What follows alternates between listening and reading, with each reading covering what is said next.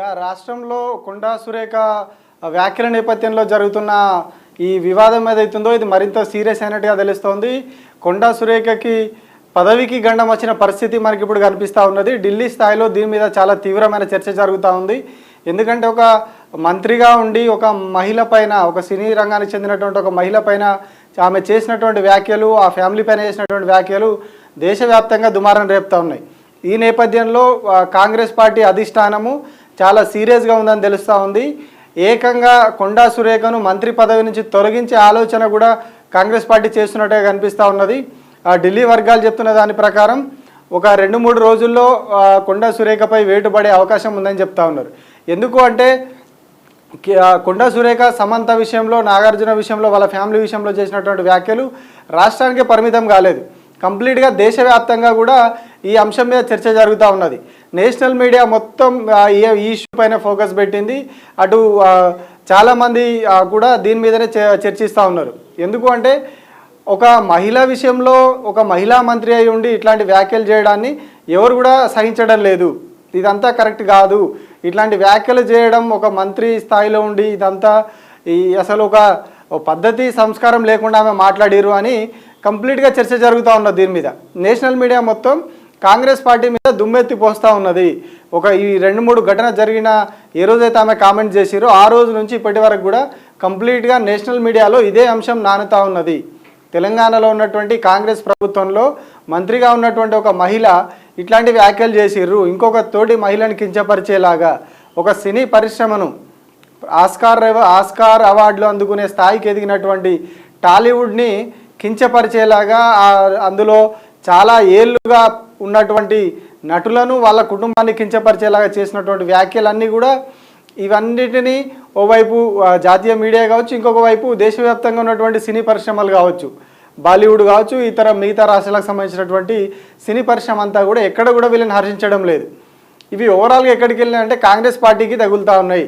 ఢిల్లీలో ఉన్నటువంటి భారత జాతీయ కాంగ్రెస్ పెద్దలకు సెగ తగులుతూ ఉన్నది. వీటిది మీ మంత్రిని కంట్రోల్ చేసుకోలేరా, ఇట్లాంటి వ్యక్తికి ఎట్లా మంత్రి పదవి ఇచ్చిరని చెప్పి కాంగ్రెస్ పార్టీకి అందరు కూడా చీవాట్లు పెడతా ఉన్నారు ఢిల్లీ స్థాయిలో. సేమ్ ఇంపాక్ట్ ఇక్కడ పడింది. ఎప్పుడైతే ఢిల్లీ పెద్దలకు అందరూ చివాట్లు పెట్టిరో వాళ్ళు ఇక్కడ ఉన్నటువంటి నేతలకు చివాట్లు పెట్టే కార్యక్రమం నడిచిందట. ముఖ్యమంత్రి కావచ్చు, అట్లాగే పీసీసీ చీఫ్ కావచ్చు, ఒక మంత్రిని మీరు కంట్రోల్ చేయలేరా, ఆల్రెడీ ఒకసారి మాట్లాడి డ్యామేజ్ అయింది, దాని తర్వాత జరుగుతున్న పరిణామాలు ఆమె కాస్త వెనక్కి తగ్గానని చెప్పి క్షమాపణలు చెప్పి ఈ వివాదాన్ని ముగించవచ్చు. పీసీసీ చీఫ్ వచ్చి ఈ వివాదాన్ని ఇంతటితో ముగిద్దామని చెప్పేసి ఆయన ఒక పద్ధతిగా ఒక వీడియో రిలీజ్ చేసిరు. బట్ కొండా సురేఖ నుంచి అట్లాంటిది ఏం రాలేదు. ఒక 2-3 హీరోయిన్ల పేర్లు తీసుకొని, వాళ్ళ ఫ్యామిలీలను తీసుకొని ఇదంతా కూడా లాగుతా ఉండేసరికి ఢిల్లీ పెద్దలకు మిగతా జాతీయ మీడియాలో చివాట్లు పడడం, మిగతా నాయకుల నుంచి చివాట్లు పడడం, అక్కడి నుంచి రాష్ట్రంలో ఉన్నటువంటి పీసీసీ చీఫ్ కావచ్చు, అట్లాగే ముఖ్యమంత్రికి కావచ్చు, ఈ ఇద్దరికి కూడా చివాట్లు పడ్డాయని తెలుస్తూ ఉన్నది. దీని మీద అటు సోనియా గాంధీ కావచ్చు, అట్లాగే ప్రియాంక గాంధీ కావచ్చు చాలా సీరియస్గా ఉన్నారని చెప్తా ఉన్నారు. ఎందుకు అంటే మహిళా నాయకత్వం ఉన్న పార్టీ మాది, మా దేశంలో మహిళలు నడిపిస్తున్నటువంటి నాయకత్వం ఉన్నటువంటి, దేశవ్యాప్తంగా క్యాడర్ ఉన్నటువంటి ఒక జాతీయ పార్టీ మాది అని చెప్పేసి కాంగ్రెస్ చెప్పుకుంటూ ఉంటుంది. కానీ అట్లాంటి పార్టీలోనే ఒక మహిళా నాయకురాలు వేరొక ఇండస్ట్రీకి సంబంధించినటువంటి మహిళ మీద చేసినటువంటి వ్యాఖ్యలు అనేది కాంగ్రెస్ పార్టీకి చాలా దెబ్బగా మారింది. ఇప్పుడు దాంతో వాళ్ళిద్దరు కూడా సోనియా గాంధీ కావచ్చు, ప్రియాంక గాంధీ చాలా సీరియస్గా ఉన్నారట దీని మీద. అందుకే ఇప్పుడు ఎకాఎకిన సడన్గా మొన్ననే రేవంత్ రెడ్డి ఢిల్లీ వెళ్ళొచ్చారు ఒక 3-4 రోజుల క్రితం. మళ్ళీ ఇప్పుడు వెంటనే ఢిల్లీకి రావాలని చెప్పి రేవంత్ రెడ్డికి పిలుపు వచ్చింది ఢిల్లీ నుంచి. ఎల్లుండి ఆయన ఢిల్లీ వెళ్తూ ఉన్నారు. ఈ ఢిల్లీ వెళ్ళిన తర్వాత అక్కడ ఇదే అంశం మీద చర్చ జరిగే అవకాశాలు కనిపిస్తూ ఉన్నాయి.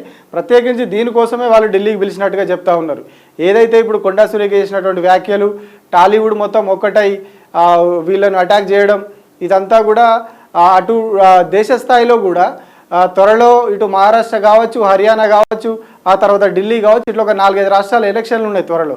ఇప్పుడు ఆ రాష్ట్రాల్లో కంప్లీట్గా కాంగ్రెస్ పార్టీ ఇక్కడ ఏదైతే మంత్రి కొండా సురేఖ మాట్లాడినటువంటి మాటలు ఉన్నాయో వీటిని అక్కడ ఉన్నటువంటి బీజేపీ వీటిని వాడుకుంటా ఉన్నది.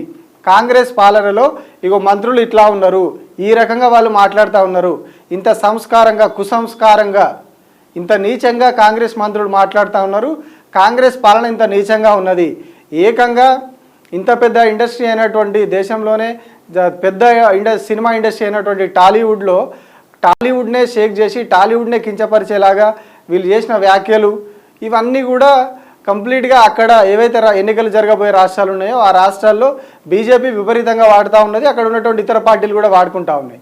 ఈ నేపథ్యంలో ఇప్పుడు కాంగ్రెస్ పార్టీ ఒక ఆలోచనతో ఉంది ఏంటంటే ఈ ఎన్నికల్లో మాకు పాజిటివ్గా ఉంటుంది, మొన్నటి పార్లమెంట్ ఎన్నికల్లో మేము పాజిటివ్ రెస్పాన్స్ వచ్చింది, ఇప్పుడు చాలా పాజిటివ్ ఉంటుందని వాళ్ళు దూకుడుగా వెళ్తూ ఉన్నారు. కానీ అట్లాంటి తరుణంలో ఒకవైపు సీఎం వ్యవహారం కావచ్చు, సుప్రీంకోర్టులో తిట్లు తినడం, ఆయన ఇష్టం వచ్చినట్టుగా సుప్రీంకోర్టు ఆర్డర్స్ మీదనే మాట్లాడి చివాట్లు తినడం జరిగింది. అది ఒకసారి ఇష్యూ అయింది దేశవ్యాప్తంగా. సుప్రీంకోర్టునే క్రిటిసైజ్ చేసినటువంటి కాంగ్రెస్ ముఖ్యమంత్రి అని చెప్పి దేశవ్యాప్తంగా ఒక చర్చగా మారింది.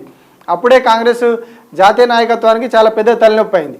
ఆ తర్వాత ఇప్పుడు మళ్ళీ అదే రాష్ట్రం నుంచి అదే క్యాబినెట్లో ఉన్నటువంటి మంత్రి ఇంకొక మహిళ మీద ఒక కంప్లీట్ సినిమా పరిశ్రమ మీదనే ఒక అపవాదు వేసి ఒక అభాండం వేసి చేయడం అనేది కంప్లీట్గా ఆయా రాష్ట్రాలన్నింటిలో కూడా ఇప్పుడు అక్కడ ఉన్నటువంటి ఇతర పక్షాలకు ఒక ఆయుధంగా మారినాయి.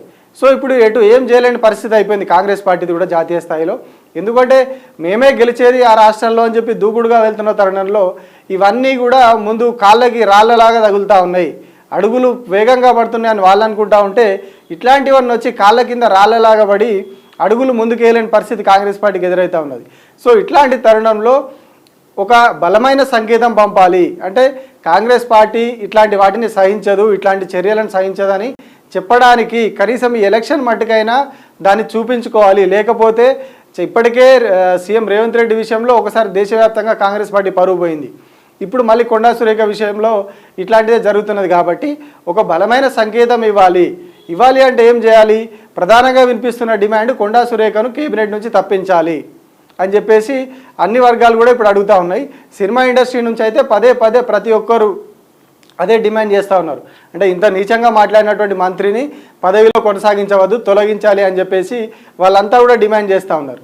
సో ఇట్లాంటి తరుణంలో పదవి నుంచి తప్పించడం తప్ప మరో ఆప్షన్ లేదు. ఇక అటు అధిష్టానం కూడా సీరియస్గా ఉంది, గ్రౌండ్లో కూడా అదే డిమాండ్ వస్తున్న నేపథ్యంలో ఖచ్చితంగా ఒక 2-3 రోజులు ఎప్పుడైతే ఇప్పుడు రేవంత్ రెడ్డి ఢిల్లీ వెళ్తున్నారు, ఎల్లుండి 6వ తారీఖు నాడు ఢిల్లీ వెళ్తూ ఉన్నారు. ఆయన 6వ తారీఖు నాడు ఢిల్లీ పెద్దలతో భేటీ తర్వాత ఖర్గేతో కావచ్చు ఇతరత్ర ముఖ్య నేతలతో ఎవరితో భేటీ కాబోతున్నారు ఆయన.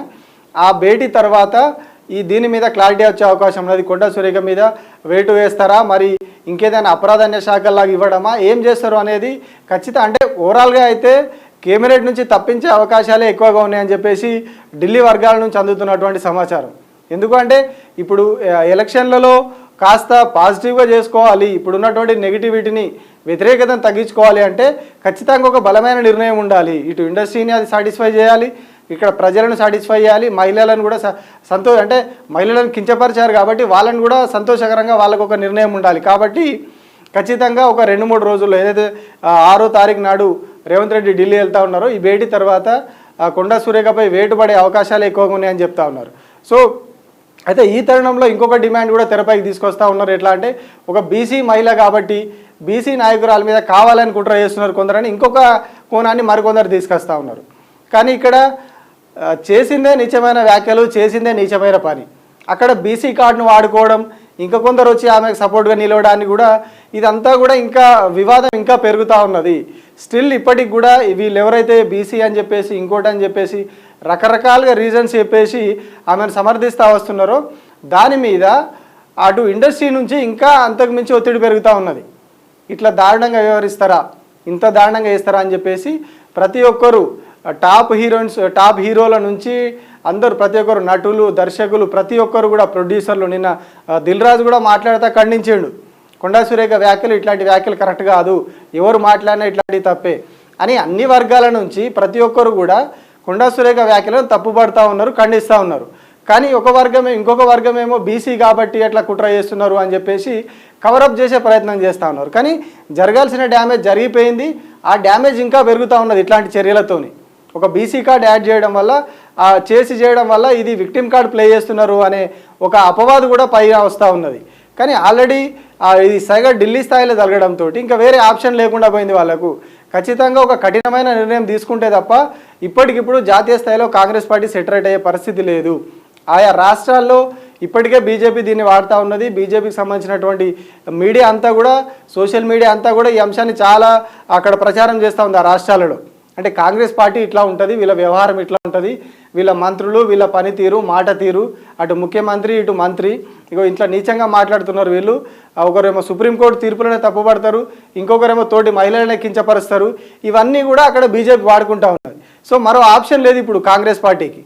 సో ఖచ్చితంగా ఇదంతా కూడా ఈ ఎన్నికలన్నింటినీ మానిటరింగ్ చేస్తున్నటువంటి రాహుల్ గాంధీ కావచ్చు, ప్రియాంక గాంధీ కావచ్చు, వీళ్ళందరూ కూడా చాలా సీరియస్గా ఉన్నాడు దీని మీద. సో ఖచ్చితంగా రేపు రేవంత్ రెడ్డి ఢిల్లీ పర్యటన ఆ రోజే మరి ఏమైనా నిర్ణయం తీసుకొని అనౌన్స్ చేస్తారా, లేదా రేవంత్ రెడ్డి ఢిల్లీ వెళ్ళి వచ్చిన తర్వాత దాని మీద నిర్ణయం ఏమైనా వస్తుందా అనేది తెలియాల్సి ఉంది. మామూలుగా అయితే పండగకి అందరికీ దసరా కానుక అని చెప్పేసి కేబినెట్లో పోర్ట్ఫోలియోలు ఇవ్వడం ఇట్లాంటివి జరుగుతూ ఉంటాయి. దసరా పండుగ సందర్భంగా గిఫ్ట్ అని చెప్పేసి. కానీ ఇప్పుడు కొండా సురేఖకు ఇదే దసరా బతుకమ్మ పండుగ సందర్భంగా ఆమె చేసినటువంటి నిజమైన వ్యాఖ్యల వల్ల ఇప్పుడు ఆమె పదవి పోవడమే ఆమెకు ఒక గిఫ్ట్ లాగా వచ్చే అవకాశం ఉందని ఢిల్లీ స్థాయిలో అయితే చర్చ జరుగుతూ ఉన్నది. 1-2 రోజుల్లో దీని మీద ఖచ్చితంగా క్లారిటీ వచ్చే అవకాశం అయితే కనిపిస్తూ ఉంది.